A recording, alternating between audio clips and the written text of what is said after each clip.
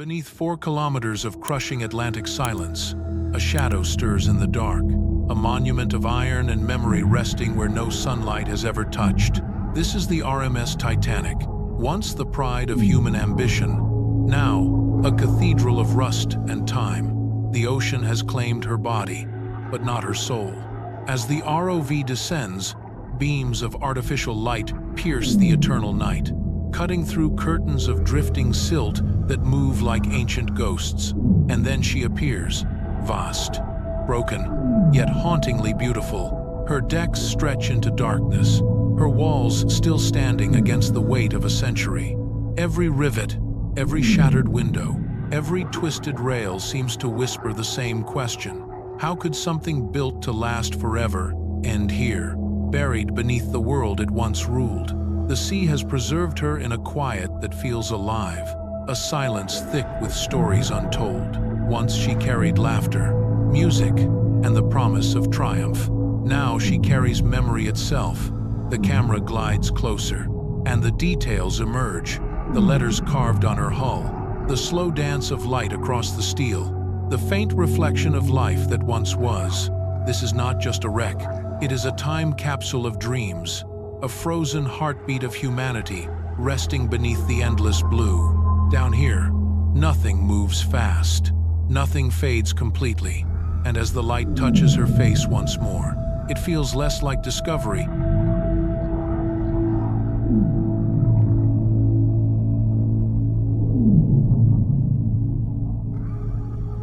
The ROV drifts slowly into the grand dining hall, and what unfolds before the camera feels like stepping into a dream suspended in water. This was once the heart of joy and celebration, a place where silver gleamed beneath golden chandeliers and laughter filled the air like music. Now it lies in complete stillness, its beauty buried beneath layers of rust and silt. The tables still stand, some tilted, some collapsed, chairs lying where they fell, their outlines softened by coral and decay. The light from the ROV moves across crystal fragments that glimmer faintly in the dark, each reflection like a heartbeat that refuses to die. On the walls, patterns of mosaic still cling to the metal, faded but proud, as if holding on to their last trace of elegance. Dust drifts like slow snow, and for a moment it feels as if time itself is breathing, exhaling memory into the water. Every object in this room seems alive with silence, each one preserving the echo of a moment long vanished.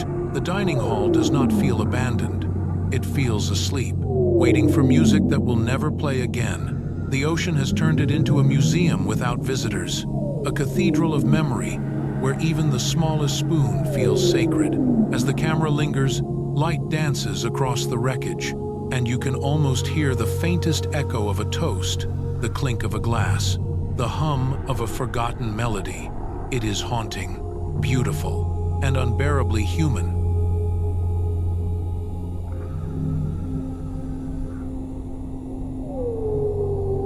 Beyond the hall, the grand staircase reveals itself, a masterpiece now draped in ruin, yet still carrying an aura of grace. Once it was the center of elegance, where passengers descended in fine attire, the sound of strings filling the air, and light danced across polished brass and marble. Now it spirals downward into shadow, each step covered in silt that glows faintly beneath the ROV's light. The railings are twisted but still proud, coral wrapping around them like ivy reclaiming a forgotten garden. The chandelier is gone, yet its ghost lingers in the shimmer of dust that floats through the water. Curtains drift in slow motion, their fabric thin as breath, moving with a rhythm that feels almost alive. The staircase no longer leads to grand halls or laughter. It leads into silence, into a darkness that holds the echo of everything that once was. The ocean has not destroyed it. It has preserved it, sculpted it into a monument of stillness. As the camera glides closer, the light catches a single shard of glass resting on a step, glinting for a moment like the last memory of a vanished world. Here, beauty and decay exist together, inseparable. and the ship's heart still beats quietly beneath the weight of time. Even in ruin, the staircase remains noble, a bridge between life and eternity, where the living and the lost share the same silence.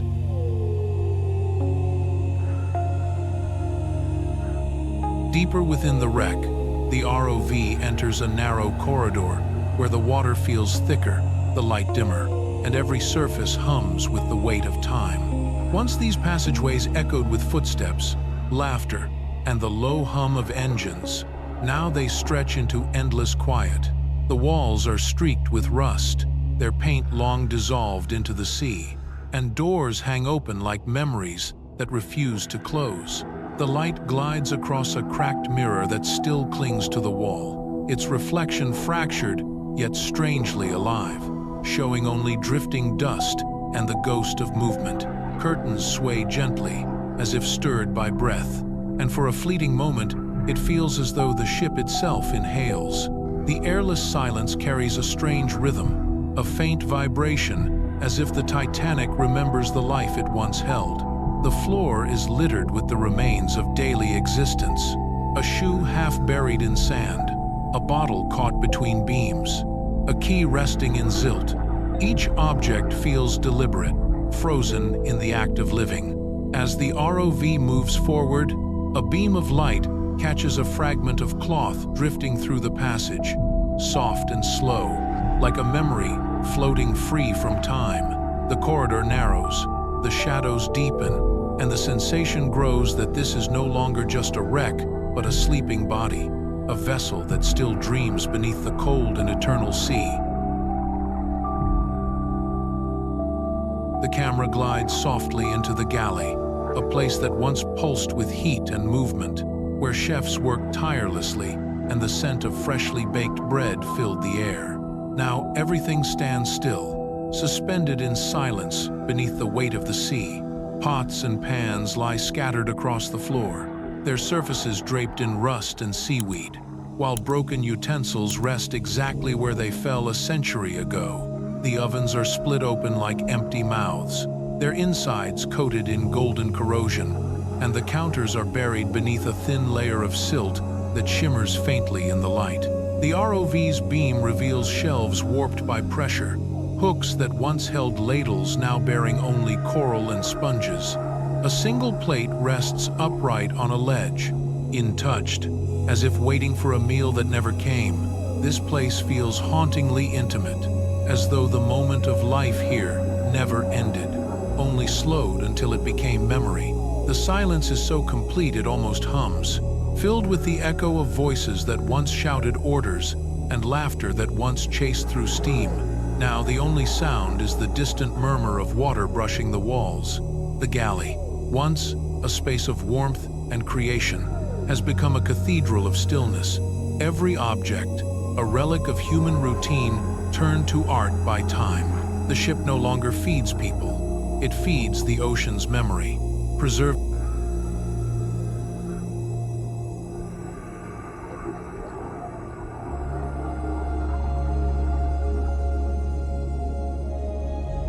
The ROV glides onward into the silver room, and as the light spreads across the chamber, it catches flashes of something that still gleams beneath the dust of time.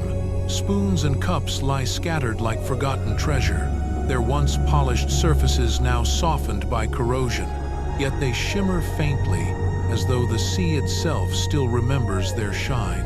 Shelves tilt against the walls, stacked with porcelain plates perfectly balanced despite the years, each one delicate, untouched, and ghostly white against the darkness.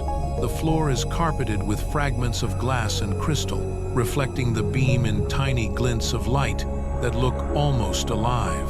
It feels as though the ship has preserved its most beautiful details for those who dare to look closely, for those who can see elegance, even in ruin. The ROV's camera lingers on a silver tray resting upside down, its edges engraved with faint floral patterns, now blurred by rust, but still graceful in form. When the current moves, a small cup rolls gently across the floor, stirring a soft cloud of silt that dances like smoke before fading into the black. The silence here feels sacred, as if the ship itself is aware of what remains, guarding it not as lost wealth, but as fragments of memory. Every reflection in the water seems to carry a story, every piece of silver, a remnant of life and pride. The Titanic's grandeur has not disappeared, it has transformed, surviving not in splendor, but in quiet endurance.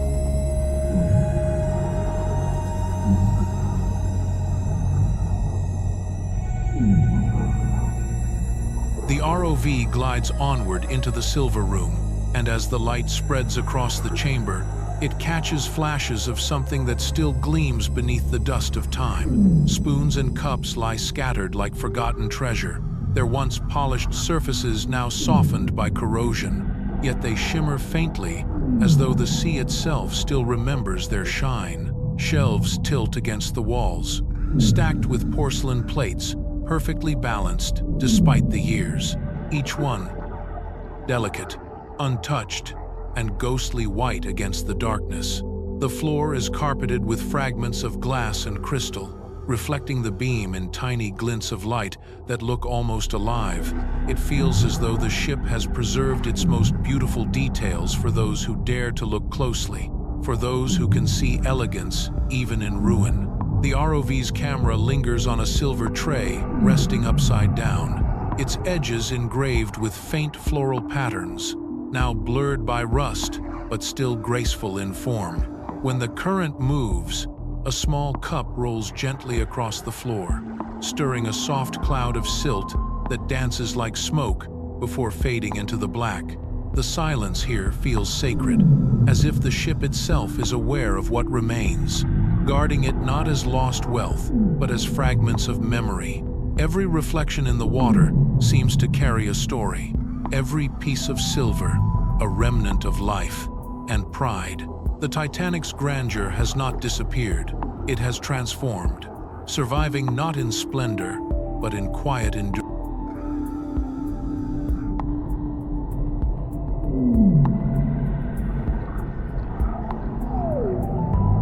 The ROV turns gently into a narrow cabin, a space once private and human, now swallowed by the deep.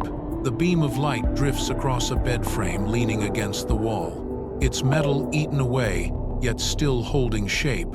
A small desk rests nearby, half buried in silt, and upon it lies a comb, a cup, and a book whose pages have long melted into the sea. Coral has begun to bloom along the walls, thin strands of life, weaving through the remains of furniture, as if nature itself has decided to finish what time began. The water here feels thick, almost intimate, carrying a sense of presence, of lives that once unfolded in laughter, conversation, or quiet thought. The objects are ordinary, but in their stillness, they have become holy, fragments of daily existence turned eternal beneath the ocean's breath. The camera lingers on the comb, its teeth faintly shining under the beam, a small and fragile proof that someone once stood here, someone once lived. A faint movement passes the edge of light, a fish gliding softly through the silence, its motion slow and reverent, as if paying respect to the past. The cabin is small, yet it feels infinite, filled not with absence, but with memory. In this tiny corner of the Titanic, humanity has not vanished, it only sleeps. The camera glides through a corridor that opens into what was once the mailroom, a place where human words and emotions were carried across oceans. Now buried beneath them, scattered across the floor, lie hundreds of envelopes, their paper long turned to silk by the sea, their ink faded into soft shadows. Yet even in silence, they still seem to whisper. Each letter feels like a heartbeat caught in the still water, a message that never reached its home, but continues to speak without sound. The ROV's light moves slowly, revealing brass mail slots encrusted with coral, and a single leather bag lying open, its contents resting like memories unspoken. Time has erased the words, but not the meaning. These letters were filled with love, hope, longing, and ordinary stories now suspended in eternity. Tiny fish drift among them, their movement gentle, as if they too know they are gliding through history. The ocean has taken these messages and turned them into relics, preserving not paper, but emotion. The mailroom feels sacred, a library of silence, where every page is a ghost. The camera lingers on one envelope, half buried in sand, its edges trembling slightly with the movement of the water, and for a moment, it feels as though it is breathing. The Titanic still speaks here, not in sound, but through presence, through the quiet persistence of what humanity leaves behind when words. At the far end of the corridor, the ROV approaches a grand brass-framed door, standing corroded yet unbroken, its surface covered in white anemones that sway gently in the current, like flowers blooming in the dark. The light glides across its details, revealing engravings still faintly visible beneath the rust, traces of a craftsmanship meant to last forever. A red ribbon drifts by, slow and graceful, curling through the water as if it remembers the hands that once held it. Around the doorway, the silence deepens, heavy and reverent, as though the ship itself is holding its breath. Beyond this point, there is only shadow, endless and patient, yet even in that blackness the Titanic feels alive. The ocean has not erased her, it has kept her. Her bones rest beneath pressure that would crush anything else, and yet she endures. Her story carved into the floor of the world, the ROV begins to rise, its light widening to reveal the vast silhouette of the ship fading into darkness. Her form, majestic even in ruin, coral glows faintly along her hull. Tiny fish weave through her ribs, and the sea hums like a heartbeat echoing through time. The Titanic does not rest as a relic. She lives as a memory that refuses to fade.